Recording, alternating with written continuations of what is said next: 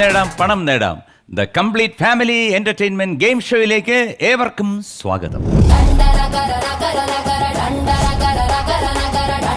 ആ ഒരു എംജിആറിന്റെ ശൈലി അഭിനയിക്കാം എന്ന് കരുതി തന്നെയാണ് മോഹൻലാൽ ലാലേട്ടന് ഇതിനകത്ത് ഈ ഒരു സിനിമയ്ക്ക് വാക്ക് കൊടുത്തത് തന്നെ. അതെ അതെ. ആ കുതിര ഭയങ്കര ഇതാണ്. അണ്ണൻ പറഞ്ഞ പാർട്ടി എന്തൊക്കെയൊക്കെ ഉണ്ടായിരുന്നു പറയപ്പെടുന്നു. നമ്മുടെ അമേരിക്ക കുറെ കൂടിയാണ്. എനിക്ക് ഈ ആഹാരത്തിന്റെ ഇത് പിടിച്ചില്ല, ഒമിറ്റ് ചെയ്തു. വാള് വെച്ച് അവന്റെ ഷർട്ടിലും എന്റെ ടീഷർട്ടിലും ഒക്കെ ആകെപ്പാടെ മൊത്തം പരുവായി. എന്റെ ടീഷർട്ടും ഇവന്റെ ഷർട്ടും കഴിയണമല്ലോ മോനെ. സ്കൂട്ടർ സ്റ്റാൻഡിൽ വെച്ചിട്ട് ഇവൻ അങ്ങോട്ട് കാട്ടാക്കട റൂട്ടിലോട്ട് വെച്ച് പിടിച്ചു. അവിടെ ഇവിടെ ഒരു പൈപ്പ് ഉണ്ടെന്ന് അറിയാം. ഇടയ്ക്ക് വെച്ച് ഞാൻ ഉണർന്നു നോക്കിയപ്പോ അയ്യോ ഞാനെന്ത് ഇവിടെ ഇരിക്കുന്നത്, വണ്ടി ഇരിക്കുകയല്ലേ, ഒരുത്തൻ ഷർട്ടില്ല.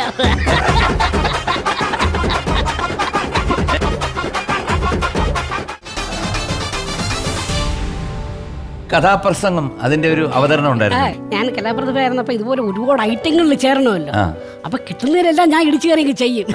എന്താണോ ഏതാണോ എന്ന് പിന്നെ ആയിരിക്കും അന്വേഷിക്കുന്നത്. അന്നെനിക്ക് കഥ പറഞ്ഞത് വയലാറിന്റെ കൊടികൾ മാറുകയാണ്. കൊടികൾ മാറുക. ഒരു നാട്ടില് കൊടികൾ ഇങ്ങനെ പലതരത്തിൽ പ്രത്യക്ഷപ്പെട്ടുകൊണ്ടിരിക്കുകയാണ്. ഓരോ സമയത്തും ഓരോ സീസണിലും ഓരോ കൊടികൾ പ്രത്യക്ഷപ്പെടുകയാണ്. മാറ്റമൊന്നുമില്ല, കൊടികൾ ഇങ്ങനെ മാറിക്കൊണ്ടിരിക്കുകയാണ്. അപ്പോ അതിനനുസരിച്ച് നാട്ടിലെ ഏക തയ്യൽക്കട എന്ന് വെച്ചാൽ ചാക്കോ മേസ്ത്രി എന്ന് പറയുന്ന ഒരു വിഷയമാണ്. അയാൾ ഒരു സംഭവം തയ്ച്ചുകൊണ്ടിരിക്കുമ്പോഴായിരിക്കും അടുത്തത് വരുന്നത് അത് നിൽക്കേ അത് ഇത് തയ്ക്കേ എന്നുള്ളതാണ്. ഓരോ സമയത്ത് മാറിക്കൊണ്ടിരിക്കുകയാണ്. നാൽക്കവലയിലെ തയ്യൽ കടയിൽ ചാക്കോ മേസ്തിരി തയ്ക്കുന്നു, നാൽക്കവലയിലെ തയ്യൽ കടയിൽ ചാക്കോ മേസ്തിരി തയ്ക്കുന്നു. കാറ്റത്താടും തൊങ്ങലുടുപ്പുകൾ കാഴ്ചക്കാരെ വിളിക്കുന്നു, കാറ്റത്താടും തൊങ്ങലുടുപ്പുകൾ കാഴ്ചക്കാരെ വിളിക്കുന്നു. ഒരു നാൾക്കവിടെ കയറി ചെന്നു 20 നല്ല ചെറുപ്പക്കാർ. കൊടികൾ വേണമവർക്കപ്പോൾ, കൊടികൾ വേണമവർക്കപ്പോൾ. ആർക്കാണിപ്പം കൊടിയും കയറും ചാക്കോ മേസ്തിരി ചോദിച്ചു. കൊടികൾ വണ്ണ കൊടികൾ വേണം അവർക്കപ്പോൾ. ഇങ്ങനെ പറയുന്നൊരു സാധനം. അതൊരു അന്നത്തെ കാലഘട്ടം. ഇത് നമ്മൾ ഇന്ന ഐറ്റം ചെയ്യണം അങ്ങനെയല്ല, ഒരു കൂട്ടുകാരുടെ കൂട്ടമാണ്. കൂട്ടുകാരാണല്ലോ നമ്മളാക്കുന്നത്. നമ്മുടെ ഏറ്റവും വലിയ സമ്പത്ത് എന്ന് പറയുന്നത് കൂട്ടുകാരാണല്ലേ. അപ്പൊ കൂട്ടുകാരോടൊപ്പം കൂടി അതാണ് നമ്മുടെ ജീവിതത്തിലാകെ. നേരത്തെ പറഞ്ഞല്ലോ മോഹൻലാലിനെ കുറിച്ച് പറഞ്ഞപ്പോൾ വളരെ വികാരഭരിതനായല്ലോ. എന്നെ വേറെ ഹോട്ടലിൽ നിന്ന് ഇവിടെ കൊണ്ടുവന്ന് എന്നിട്ട് താമസിപ്പിച്ചിട്ട് വൈകുന്നേരങ്ങളൊക്കെ രസകരമായിരുന്നു. എന്തായിരുന്നു എടുത്തു പറയാനൊരു ഓർമ്മ മോഹൻലാലിനെ കുറിച്ച്? ഇല്ല, എന്നെ ഭയങ്കര ഇഷ്ടമായിരുന്നു, മൊത്തത്തിൽ എന്നെ ഇഷ്ടമായിരുന്നു. പിന്നെ ലാലേട്ടൻ ഇത് ആരോടായി പറയുന്നത്? ഇപ്പോഴും അങ്ങനെയാണല്ലോ. അതെ, മനസാക്ഷി സൂക്ഷിപ്പുകാരനാണ് ലാലേട്ടൻ്റെ. ഞങ്ങള് എറണാകുളത്ത് താമസിച്ചിരുന്നപ്പം ഞാൻ ജോലിയുടെ ഭാഗമായിട്ട് ഒക്കെ എറണാകുളത്ത് താമസിക്കാം. അപ്പോൾ തേവരയായിരുന്നു, തേവര മട്ടമ്പലം എന്ന് പറഞ്ഞു. അപ്പോൾ ഞാൻ താമസിക്കുന്നതിൻ്റെ അടുത്ത വീടാണ് ലാലേട്ടൻ താമസിക്കുന്നത്. അപ്പോൾ എപ്പോഴും ഇറങ്ങി വരുമ്പോൾ ഈ വണ്ടി വരുമ്പോഴെല്ലാം എന്നെ കാണുമ്പോൾ വന്നെടുക്കും, ശലം ചോദിച്ചിട്ട് പോകും, വീട്ടിൽ വരാനൊക്കെ പറയും. അങ്ങനെ ഒരു സംഭവം ഉണ്ടായിരുന്നു. ഒരിക്കലേ അമ്മയുടെ പ്രോഗ്രാമിൻ്റെ അന്ന് ഞാൻ കുളിച്ചിറങ്ങി റെഡിയായി. അപ്പോൾ റോഡിൽ വന്ന് ജംഗ്ഷനിൽ നിൽക്കുകയാണ്, ഓട്ടോയ്ക്ക് വേണ്ടി കാത്തു നിൽക്കുകയാണ്. അപ്പോൾ ഒരു പയ്യൻ ബൈക്കിൽ ഇങ്ങനെയൊക്കെ ഇരിക്കുമല്ലോ, കിടക്കും. അതിൽ വന്നിട്ട് ചേട്ടാ എവിടെ പോകുന്നു ചേട്ടാ? ഞാൻ പറഞ്ഞു കാര്യം പറഞ്ഞു, ഞാനിങ്ങനെ അമ്മയുടെ പ്രോഗ്രാമിന് പോവുകയാണ്. അമ്മയുടെ പ്രോഗ്രാമാണോ? എല്ലാവരും കാണുമല്ലോ. ചേട്ടാ ഞാൻ കൊണ്ടുവിടാം ചേട്ടാ, ഞാൻ കൊണ്ടുവിടട്ടെ ചേട്ടാ. ഞാൻ പറഞ്ഞു ശരി.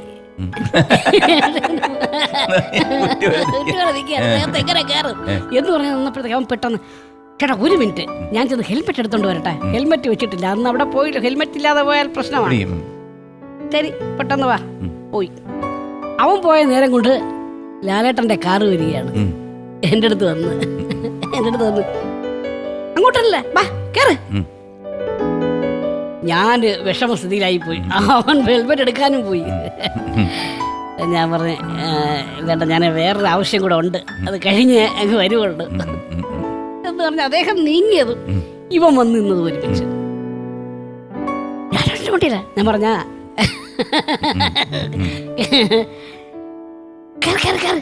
ഞാൻ എങ്ങനെയെങ്കിലും ചവിട്ടി കയറി യവൻ ഇതിന്റെ കൂടെ വിടണം. പതുക്കെ പതുക്കെ പതുക്കെ ഒന്നാമതാ ഞാൻ അഡ്ജസ്റ്റ് ചെയ്തിരിക്കുക. അതിനിടയിൽ ഒരു ചെറിയ മഴയും വന്ന്, ഈ മഴയും നനയേണ്ടി വന്ന്. നല്ല കാര്യമുണ്ടാ, ഞാൻ എവിടെ നിന്ന് പോകേണ്ടത്? ഒന്ന് അവിടെ കൊണ്ടുവന്ന് നിർത്തി, രക്ഷപ്പെട്ട് ഹോളിലോട്ട് കയറിയപ്പോഴത്തേക്ക് ഏട്ടൻ ചോദിച്ചു, ഞാൻ വിളിച്ചതല്ലേ, അതിൽ കയറി കൂടായിരുന്നോ? അപ്പൊ സുരാജ് ചോദിച്ചു, എന്താണ്? ഞാൻ കാര്യം പറഞ്ഞു. സുരാജ് കൂട്ടുകാരൊക്കെ ഇവിടെ ഉണ്ടായിരുന്നു. ചുമ്മാ അല്ല കളവാ, നിങ്ങൾക്കൊന്നും കിട്ടാതെ പോണത്. ഇത്രയും നല്ലൊരു സൗഹൃദത്തിന് അതൊക്കെ ഓർക്കുകയാണ് നമ്മളെ. ഞാൻ ആലോചിച്ചത് പാവം അവന്റെ ഒരു അവസ്ഥയാണ്. അവന്റെ ഒരു ആവേശം അല്ലേ? ഓക്കെ, സോ 4ാമത്തെ ചോദ്യം, ഒരു വീഡിയോ കാണാം.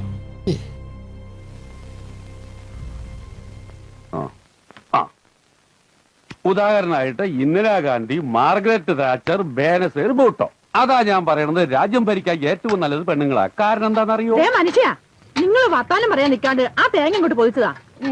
തേങ്ങ 9ാം വാർഡിലെ കിണറുദ്ഘാടനം ഇന്നാ. പ്രസിഡന്റ് ഇപ്പൊ വരും. ഉദ്ഘാടന സമ്മേളനം ഒക്കെ പറഞ്ഞ് നടന്നോ? ഇവിടുത്തെ കാര്യമൊന്നും നോക്കണ്ട, മുടിയാനൊരു പ്രസിഡന്റ്. ഈശ്വരൻ നിരക്കാത്തത് പറയരുത് കമലം. ചോദ്യം, ചായക്കടയിൽ കാണുന്ന ബോർഡിൽ എഴുതിയിരിക്കുന്ന വാചകം എന്താണ്? ഇന്ന് രൊക്കം നാളെ കടം. ഇവിടെ രാഷ്ട്രീയം പറയാം, ഇവിടെ രാഷ്ട്രീയം പാടില്ല.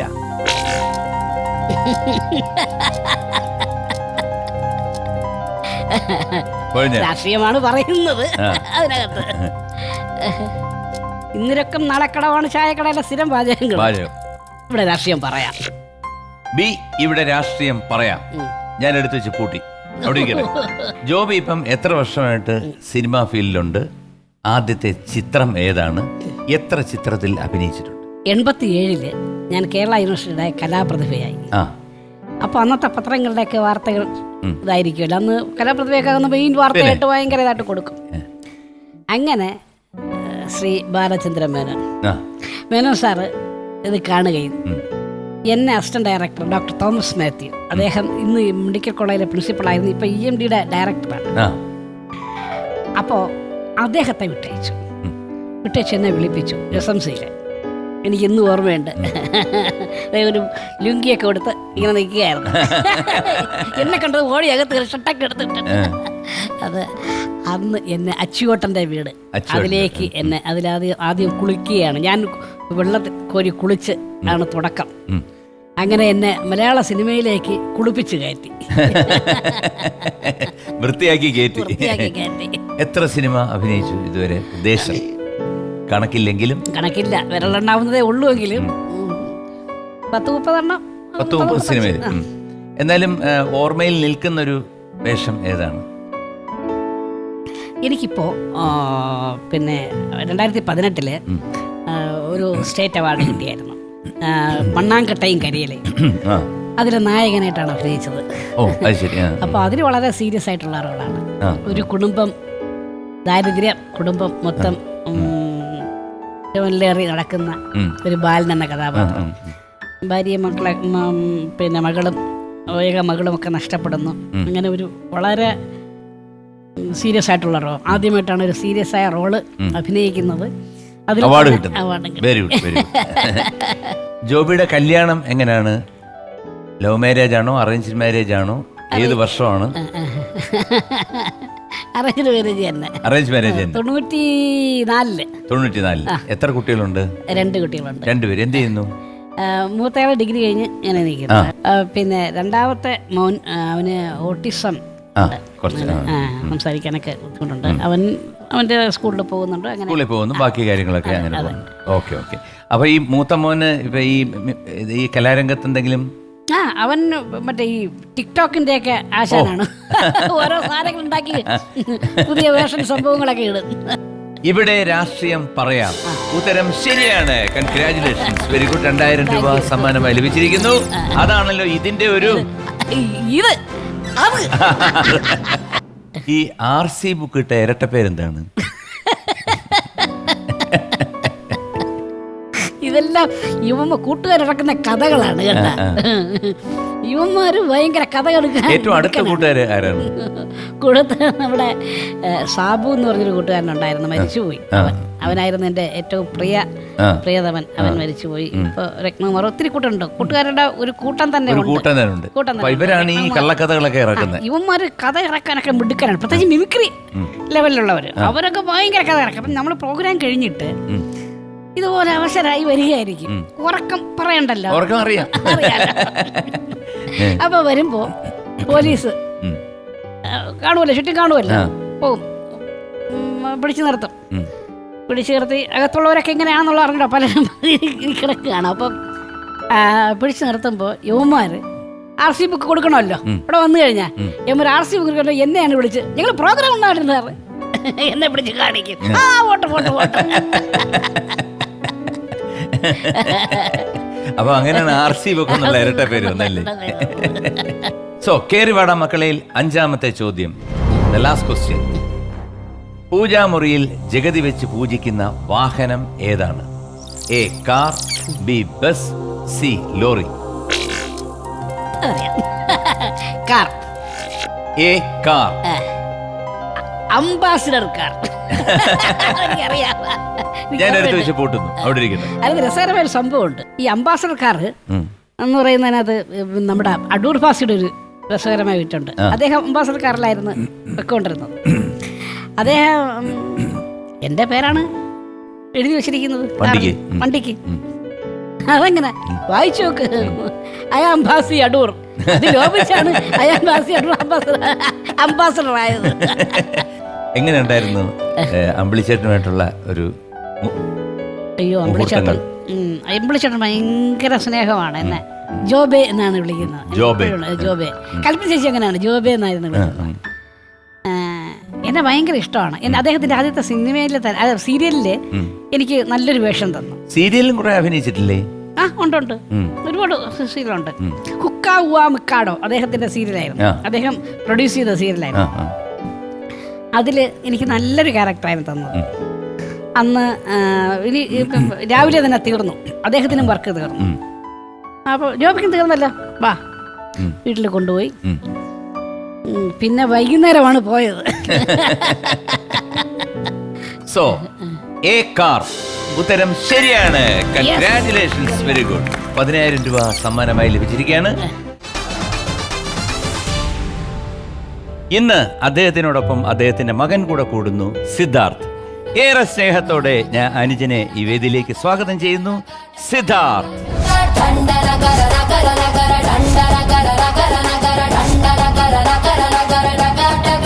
സിദ്ധാർത്ഥ് എന്ത് ചെയ്യുന്നു സാർ? ഞാനിപ്പോ ഡിഗ്രി കഴിഞ്ഞിട്ട് ഇപ്പൊ വീഡിയോ എഡിറ്റിംഗ് പഠിച്ചുകൊണ്ടിരിക്കുകയാണ്. Video editing. അതെ സാർ. അപ്പൊ എന്താണ് ലക്ഷ്യം? സിനിമയാണോ ലക്ഷ്യം? സിനിമാ മേഖല ഒരു ലക്ഷ്യമാണ്. പിന്നെ നേരത്തെ ജോബി പറഞ്ഞതുപോലെ എന്താണ് ടിക്ടോക്കോ അതുപോലത്തെ റീൽസ് ചെയ്യുന്നുണ്ട്. അത് ഇടവേളകൾ ആനന്ദകരമാക്കാൻ വേണ്ടി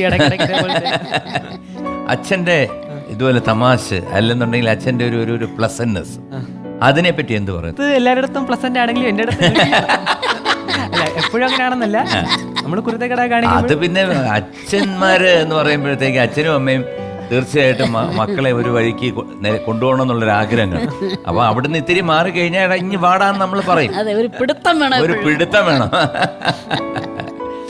സോ നമ്മൾ അടുത്ത സെഗ്മെന്റിലോട്ട് കയറുകയാണ്.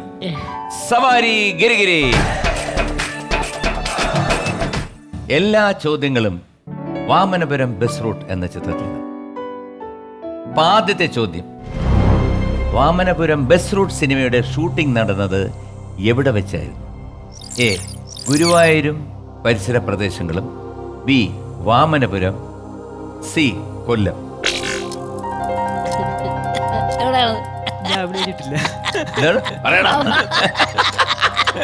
കണ്ട വിരട്ട് തുടങ്ങി കേട്ടാ. അങ്ങനെയല്ല, ഞാൻ അഭിനയിച്ചിട്ടില്ല, അതുകൊണ്ട് എനിക്ക് അറിയില്ല. അച്ഛൻ അഭിനയിച്ചാണ്, അപ്പൊ അച്ഛനെ ഉറപ്പായിട്ട് അറിയാം. അച്ഛൻ പറയണം.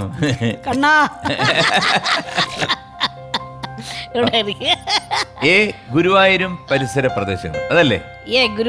എടുത്ത് വെച്ച് പൂട്ടി ഞാൻ അവിടെ കിടക്കട്ടെ. ഇതുപോലെ ഒരു സ്റ്റേജില് കഥ അവതരിപ്പിക്കാൻ പോയി ഇദ്ദേഹം. തയ്യാറാക്കിയ സ്കിറ്റ് ഉണ്ടല്ലോ, സ്റ്റേജിൽ വെച്ച് എന്താണ് സംഭവം? ഞാനും നേരത്തെ പറഞ്ഞ മോനിലാല് മോനി എൻ്റെ സുഹൃത്ത്, ഞങ്ങൾ രണ്ടുപേരും കൂടെ പ്രോഗ്രാം അവതരിപ്പിക്കാൻ പോവുകയാണ്. അപ്പം LICയുടെ ഒരു പ്രോഗ്രാമാണ്. പോകും നമുക്ക് ഏതൊക്കെ പറയാം. അപ്പോഴും നമ്മൾ അങ്ങോട്ടും കൂടെ പറഞ്ഞല്ല. അപ്പം ഞാനൊരു സ്കിറ്റിനെ കുറിച്ച് പറഞ്ഞു, നമുക്കത് കൊള്ളാം, അതെടുക്കാം. അപ്പോൾ ശരി, ഒരു അമ്മാവനും ചെറുപ്പക്കാരനായിട്ടുള്ള ശരി, ആ ഒരു സാധനം കൂടെ എടുക്കാം. പ്രോഗ്രാം കഴിഞ്ഞ് അടുത്ത ഐറ്റം ഇതിൻ്റെ അനൗൺസ്മെൻറ്റ് നമ്മൾ തന്നെ പറഞ്ഞു, മോനി തന്നെ പറഞ്ഞു. നമ്മുടെ സ്റ്റൈൽ വന്നു. ഒരു സംഭവം എന്ന് വെച്ചാൽ അമ്മാവനും ചെറുപ്പക്കാരനുമായിട്ടാണ്. കഥകളെല്ലാം നമ്മൾ അറിയാൻ പറ്റും, നമ്മൾ പറഞ്ഞു വെച്ചു. പക്ഷെ ആരമ്മാവൻ ആര് ചെറുപ്പക്കാരനെന്നുള്ളത് പറഞ്ഞില്ല. സ്ക്രിപ്റ്റ് റെഡിയാണ്. സ്ക്രിപ്റ്റ് റെഡിയാണ്. ഞാൻ വന്നു, മോനിയും വന്നു. അങ്ങോട്ടും ഇങ്ങോട്ടും നോക്കി. ഞാനൊന്ന് നടന്ന് നോക്കി. അവൻ അതിനേക്കാൾ നടന്നൊന്ന് നല്ലവണ്ണം നോക്കി. ആരും ഒന്നും മിണ്ടുന്നില്ല. എന്ത് എന്ത് അല്ല, എന്തോ ഒരു കള്ള ലക്ഷണം. അത് തന്നെ ഞാനും പറയാൻ വന്നത്, എന്തോ ഒരു കള്ള ലക്ഷണം, എന്തോ പറയാനുണ്ടല്ലോ. സംഭവം ആദ്യം പറയേണ്ടത് അപ്പുറത്തെ ജംഗ്ഷനില് അടുത്ത ജംഗ്ഷനിൽ വരെ പോകാൻ എന്ത് സമയം, അല്ല എത്ര ദൂരം, ഇത് ചെറുപ്പക്കാരനാണ് ചോദിക്കേണ്ടത്. ഇപ്പൊ ഞാൻ വിചാരിക്കുന്നത് ഞാൻ അമ്മാവൻ, അവന് വിചാരിച്ചു അവനും അമ്മാവൻ. അതാണ് ആ ചോദ്യം വരണം. ഈ ചോദ്യം വരുന്നില്ല, ഇന്ന് കളിക്കുകയാണ്. അവസാനം ഞാൻ പറഞ്ഞു, ഒരു നിമിഷേ, അല്ല ഇതിലാരാണ് അമ്മാവൻ എന്ന് ഒന്ന് രസകരമായ അതായത് സ്കിറ്റ് നടക്കുന്നെങ്കിലും അതിന്റെ ഇടയിൽ പലപ്പോഴും ഞങ്ങളുടെ തമാശകളായിരിക്കും അതിനകത്ത്. സോ ഓപ്ഷൻ എ ഗുരുവായൂരും പരിസര പ്രദേശങ്ങളും. ഉത്തരം ശരിയാണ്. Congratulations, very good. Allu Mathappu എന്നാണ് എൻ്റെ പേര്. അള്ളു മത്താപ്പ്, ഏത് ബസ് കണ്ടാലും അള്ളു വയ്ക്കും. അപ്പൊ ഞാൻ ഈ ഉടക്ക് ടീമിലാണ്, ലാലേട്ടൻ്റെ ഉടക്ക് ടീമാണ്. ഞാൻ ആ ബസ്സിൽ അള്ളു വെച്ച് എന്നെ നോക്കി നടക്കുന്നൊരു സമയമാണ്. അപ്പൊ ഞാൻ ഈ ബസ്സിന്റെ കരയിൽ പിന്നെ പാലം, ഈ പാലത്തിന്റെ മുകളിലിരുന്ന് ബീഡിയും വലിച്ചിരിക്കുകയാണ്. ബീഡിയും വലിച്ചിരുന്നപ്പോ ഈ ബസ് വരും, അദ്ദേഹം കിളിയാണ്. ഇങ്ങനെ ബസ് വരുന്ന വരവിലെ തന്നെ തൂക്കിയെടുത്തോണ്ടങ്ങ് പോകും. തൂക്കിയെടുത്തകത്ത് കയറ്റുന്നുണ്ട്. ഈ സാധനമാണ്. പക്ഷെ അങ്ങ് ഭയങ്കര താഴ്ചയാണ്. ഞാനിതിനെ ഓർത്തിരിക്കുകയാണ്. അപ്പം പിടിക്കുന്നത് മാലേട്ടനായാലും ആദ്യമായിട്ട് ബസ് കയറുന്ന പാർട്ടിയാണ്. അത് കിളിയായിട്ട് നെഞ്ചൊരു ഇടിപ്പുണ്ടാവുമല്ലോ. നീ പേടിക്കണ്ട, നമ്മള് പിന്നെ ആർട്ടിസ്റ്റുകൾ അങ്ങോട്ടും കൊണ്ട് വിശ്വസിക്കില്ല. ആ വിശ്വാസം മതി. ഞാൻ എടുത്തോളൂ, ഞാൻ എങ്ങാതിരുന്നാ മതി. എന്നെ പിടിവിട്ടു പോയി കഴിഞ്ഞാൽ പോയി വെള്ളത്തില്. എന്നിട്ട് എന്ത് സംഭവിച്ചു? ഞാനിങ്ങനെ പിടിക്കുന്നുണ്ട്, എന്നാലും നാലായിട്ടല്ലേ.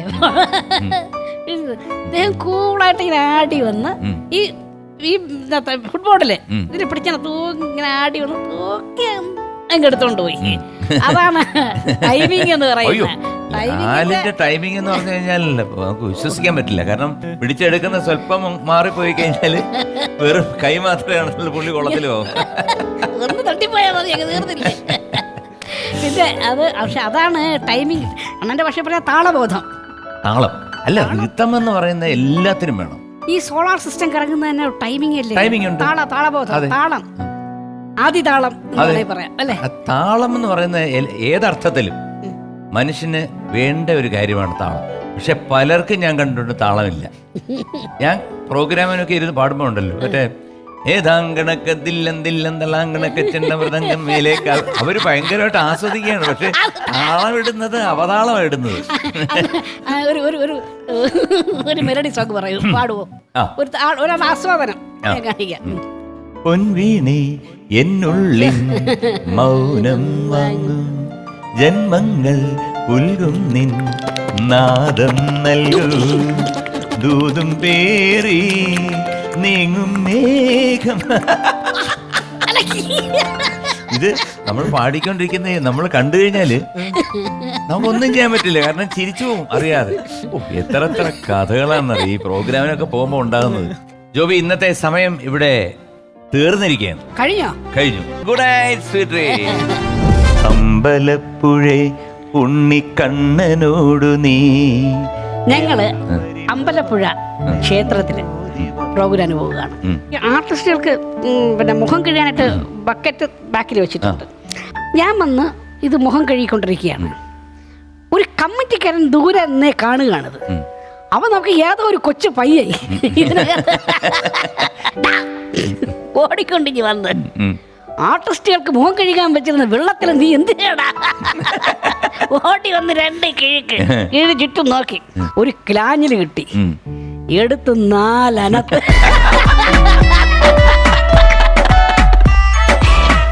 മാമനാരട കേമനാരട. അവൻ അങ്ങനെയാണോ ആക്ഷൻ സോങ് കാണിക്കേണ്ടത്? പ്രകൃതി ഇങ്ങനെ നിൽക്കണം. മാമനാരട കേമനാരട. ടീച്ചറോട് ഞാൻ ചെന്ന്, ടീച്ചറെ എന്ത് ടീച്ചറെ ഇങ്ങനെയാണ് ആക്ഷൻ സോങ് പഠിപ്പിക്കുന്നത്? ബാക്കിയുള്ളവരെല്ലാം കറക്റ്റായിട്ട് കാണിച്ചല്ല. ഞാൻ ചെന്നോണ്ട് ബാക്കിയുള്ളവരെ കാണിക്കട്ടെ. അവരൊന്ന് കാണിക്കുകയാണ്. മാമലനാട് കേരള നാട്. ഇതാണ് ഇവ അവിടെ മാമനാരട കേമനാരട.